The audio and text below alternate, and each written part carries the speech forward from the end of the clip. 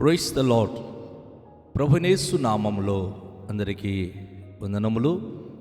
యేసయ్య మాటను ఈ కార్యక్రమాన్ని వీక్షించడానికి ప్రేమతో మిమ్మల్ని ఆహ్వానిస్తున్నాను. ఈ దినము అపోస్తల కార్యముల గ్రంథము 18వ అధ్యాయము 24వ వచనం నుండి 28వ వచనాల వరకు ధ్యానించుకుందాం. అలెగ్జాంద్రియా వాడైన అపోల్లో అను ఒక యూదుడు ఎఫెసునకు వచ్చెను. అతడు విద్వాంసకుడును లేఖనములయందు ప్రావీణుడునై ఉండెను. అతడు ప్రభు మార్గము విషయమై ఉపదేశము పొంది తన ఆత్మయందు తీవ్రపడి యోహాను బాప్తిస్మం మాత్రమే తెలుసుకొనిన వాడైనను యేసును గూర్చిన సంగతులు వివరముగా చెప్పి బోధించుచు సమాజ మందిరములో ధైర్యముగా మాట్లాడనారంభించెను. ప్రిస్కిల అకులయు విని అతని చేర్చుకొని దేవుని మార్గము మరిపూర్తిగా అతనికి విశదపరచిరి. తరువాత అతడు అకయకు పోదలచినప్పుడు అతనిని చేర్చుకొనవలెనని సహోదరులు ప్రోత్సాహపరచుచు అక్కడి శిష్యులకు వ్రాసిరి. అతడక్కడికి వచ్చి కృపచేత విశ్వసించిన వారికి చాలా సహాయము చేశాను. యేసే క్రీస్తు అని లేఖనముల ద్వారా అతడు దృష్టాంతపరచి యూదుల వాదమును బహిరంగంగా గట్టిగాను ఖండించుచూ వచ్చెను. ప్రభునందు ప్రియమైన వాళ్ళారా, ఈ వాక్య భాగంలో అలెగ్జాంద్రియా ప్రాంతానికి సంబంధించిన అపోల్లో అనే ఒక యూదుడు కనిపిస్తున్నాడు. ఈ అపోల్లో అనేటటువంటి వ్యక్తి ఎవరి ద్వారా ప్రభువైన యేసుక్రీస్తును అంగీకరించాడో తెలియదు. కానీ ఈయన ఒక యూదుడు. ఆయన దేవుని వాక్యములో అనేక విషయాల్లో తరబిదు పొంది లేక అనుభూతి పొంది, ముఖ్యంగా ధర్మశాస్త్ర గ్రంథము గురించి మంచి ప్రావీణ్యత కలిగిన వాడు. అపోస్తలుడు పౌలు ఎట్టివాడో అపోల్లో కూడా దాదాపుగా అలాంటి జ్ఞాన వివేకము కలిగిన వాడు.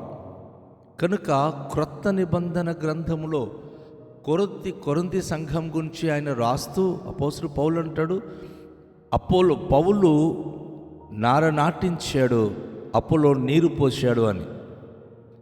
ప్రజలలో వర్గభేదాలు రాకూడదు, నేను అపోలో వాడను, నేను పౌలు వాడను అని మీలో చెప్పుకోకూడదు అని ఆయన గద్దించాడు. ఈ అపోలో అద్భుతమైనటువంటి ప్రావీణ్యత కలిగిన వాడు, మంచి వాక్ చాతుర్యత కలిగిన వాడు, విద్వాంసకుడు, ప్రతి విషయంలో అయినా మంచి నేర్పరి అయినటువంటి వ్యక్తి.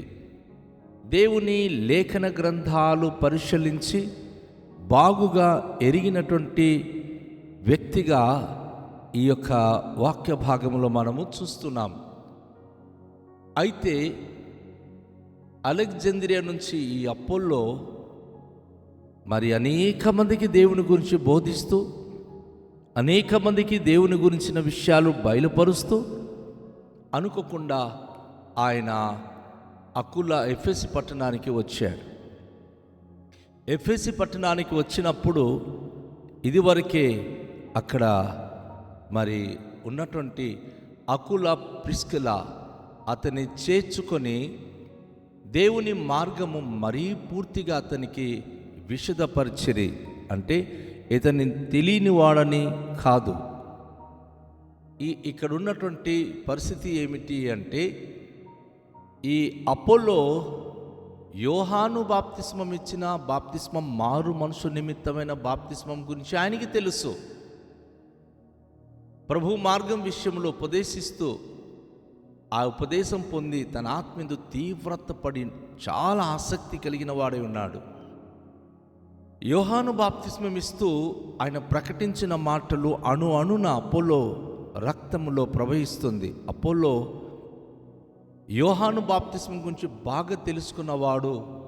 అదే సమయంలో యోహాను మారు మనుషు నిమిత్తం బాప్తిస్మం ఇచ్చుచున్నానని చెప్పి, దేవుని ఉగ్రత మనుషుల మీద ఉంది, ఉగ్రత నుంచి పారిపోండి, మీరు మారు మనసు పొంది రక్షించబడండి, బాప్తిస్మం తీసుకోండి అని చెప్పి ప్రజలకు బోధించిన బోధ అపోలోకు పరమ ఇష్టం. చాలాసార్లు మనం గమనిస్తున్నాం, సమాజంలో ఒక వ్యక్తి యొక్క బోధ అందరూ ఇష్టపడరు. కొందరు ఇష్టపడితే కొంతమంది విమర్శిస్తారు. కొంతమంది బోధ చాలా నచ్చుతుంది, కొంతమందికి అది చాలా కష్టంగా అనిపిస్తుంది. యోహాను బోధ ఆ రోజుల్లో అనేక మందికి కఠినం అనిపించింది, కానీ అపోలోకు మాత్రం అది ఎంతో ఇష్టంగా ఆయన దానిని గ్రహించి ఉన్నాడు. అయితే యేసును గూర్చిన సంగతులు వివరంగా చెప్పి బోధిస్తూ సమాజ మందిరములో ధైర్యంగా మాట్లాడారంభించాను. ఇక్కడ అకుల ప్రిస్కిల అపోలోను తీసుకొని ప్రభువైన యేసుక్రీస్తు వారి గురించి అపోస్తులైన పౌలు దగ్గర నేర్చుకున్న విషయాలు వివరంగా ఆయనకి తెలియచేశారు.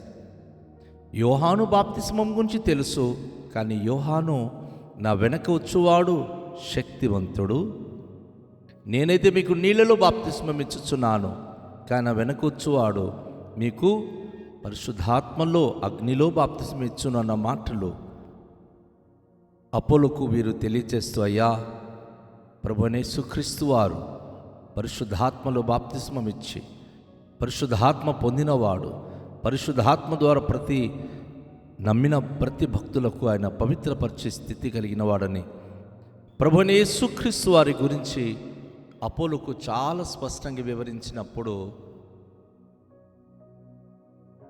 ఈయన అనేక మందికి ఆయన విశ్వాసంతో ఆ విషయాలను కూడా వింటూ అకుల ప్రిస్కిల అతని గురించి విని ఆయనకి చేర్చుకొని ఆయనకి అన్ని విషయాలు పూర్తిగా విశదపరిచారు. ఇక్కడ మనం గమనించాల్సిన విషయం ఏంటంటే, అప్పుడు అతడు అక్కయ్యకు పోదామని చెప్పి అక్కడికి వచ్చి, తరువాత అతడు అక్కయ్యకు పోదలచినప్పుడు అతనిని చేర్చుకొనవలెనని సహోదరులకు ప్రోత్సాహపరిచి అకుల ప్రిస్కిల వారు మరి అక్కడున్న శిష్యులకు వాళ్ళు లేఖ రాస్తున్నారు. అక్కడికి వచ్చి కృపచేత విశ్వసించిన వారికి చాలా సహాయము చేయడం ప్రారంభించాడు. అపోలో సామాన్యమైన వాడు కాడు, ఆయన స్థితిమంతుడు, ప్రజ్ఞశాలి, మంచి అన్ని విషయాల్లో జ్ఞానం కలిగిన వాడు, ధర్మశాస్త్ర విషయంలో అనుభూతి కలిగిన వాడు, అనేకమైనటువంటి పాండిత్యము కలిగిన వాడు. కనుక అపోలో పౌలు భక్తుడు ఎలా అయితే బోధించేవాడో అపోలో కూడా అలాగే బోధించేవాడు. అయితే ఉన్న తేడా ఏంటంటే, పౌలు తను డేరెలు కుట్టుకుంటూ శ్రమజీవి, కష్టపడుతూ సేవ చేస్తూ పట్టణాల్లో సంఘాలు స్థాపించి వెళ్తూ ఉన్నాడు. అపోలో మాత్రం సమృద్ధి కలిగిన వాడు కనుక విశ్వసించిన వారికి చాలా ఆర్థికంగాను అనేక విషయాల్లో వారికి సహాయము చేస్తూ ప్రజలకు బలపరుస్తూ ఉన్నాడు. సాధారణంగా ఎవరి గురించి మనం ఎక్కువ చెప్పుకుంటామంటే, ఎవరు మనకు సహాయం చేస్తున్నారో వారి గురించి ఎక్కువ చెప్పుకుంటాం. అందుకే కొరింథీ సంఘంలో తరువాత దినాల్లో మేము అపోలో వాళ్ళము, మేము పౌలు వాళ్ళమని చెప్పి కొరింథీ సంఘంలో 3వ అధ్యాయంలో వారికి కొంచెం వివాదములు చెలరేగినట్లు మనం చూస్తాం.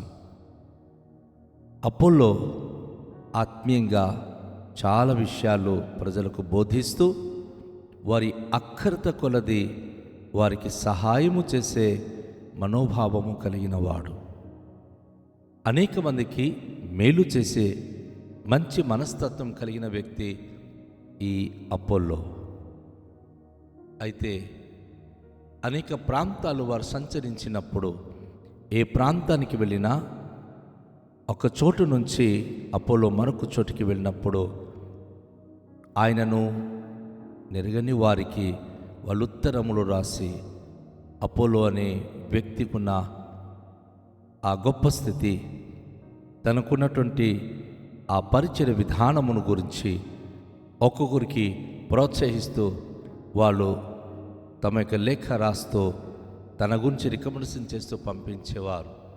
ఆయన అడుగుపెట్టే ప్రతి చోట్లో యేసే క్రీస్తు అని లేఖనము ద్వారా దృష్టాంతపరుస్తున్నాడు. యేసుక్రీస్తు ఎలా దేవుడో లేఖనములు ఎంత నొక్కి చెప్తుందో అది ఉదాహరణం ఇచ్చి అపోలో వారికి బోధించడం ప్రారంభించాడు. యూదుల వాదమును బహిరంగంగా గట్టిగా ఖండిస్తూ ఆయన ప్రజల మధ్య ప్రభు పరిచర్య చేయడం గొప్ప విషయం. అపోస్తుడైన పౌలు తరికించినప్పుడు తనకు కొట్టడానికి వచ్చేవారు, తనను హింసించేవారు, భయంకరంగా దూషించేవారు. కానీ అపోల్లో కొంచెం సామర్థ్యత కలిగిన వాడు, ఆర్థిక స్తోమత కలిగిన వాడు, ఆయన సహాయం చేయగలిగే శక్తి గలవాడు కనుక ఆయన ముందర ఆయన ఖండించినప్పుడు అందరూ మౌనం వహించేవారు. అనేక విషయాల్లో యేసు ప్రభుయే దేవుడని ఖండించి నొక్కి చెప్పి అనేక మందికి ఆయన ప్రమాణాలు చూపించేవారు. ప్రభునందు ప్రియమైన వాళ్ళారా, దేవుని పరిచర్యలో సామర్థ్యత మనకు చాలా అవసరం. దేవుని ఆత్మ ద్వారా మనం ఏవైతే విశ్వసిస్తున్నామో, యూదా తన పత్రికలో ఒక మాట అంటాడు, మీరు విశ్వసించే అతి పరిశుద్ధ దాని మీద మిమ్మల్ని మీరు కట్టుకోవాలి.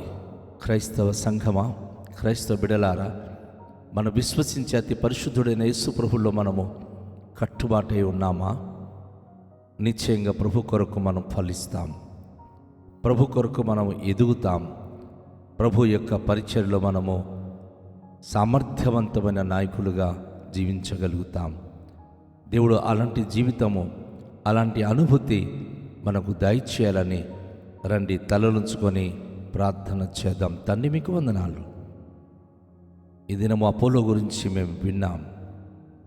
అపోలో ఎంత సామర్థ్యవంతమైన సేవకుడు, ధర్మశాస్త్రములో ప్రభువా నెరిగినవాడు, క్రీస్తు ప్రభు గురించి గ్రహించినవాడు. అద్భుతంగా మీ పరిచర్యలో అడుగు వేసి అనేక సంఘాలు పర్యటించి అనేక ప్రజలకు సహాయము చేసే ఉన్నత మనోభావం కలిగిన వ్యక్తి. ఈరోజు మేము కూడాను మీ వాక్యం విన్నప్పుడు ఆ విషయంలో మేము స్థిరత్వం కలిగి ప్రజలకు సహాయపడుతూ ప్రజలకు మేలు చేస్తూ మీ మహిమ కొరకు మీ పరిచర్యలో ముందు సాగే భాగ్యం అనుగ్రహించుమని ఘనతయు మహిమయు ప్రభావములు మీకే చెల్లించుకొనుచు యేసు అతి శ్రేష్టమైన పరిశుద్ధ నామములో ప్రార్థిస్తున్నాము తండ్రి, ఆమేన్. అందరికీ షాలోం. ప్రభు మనను ఆశీర్వదించునుగాక.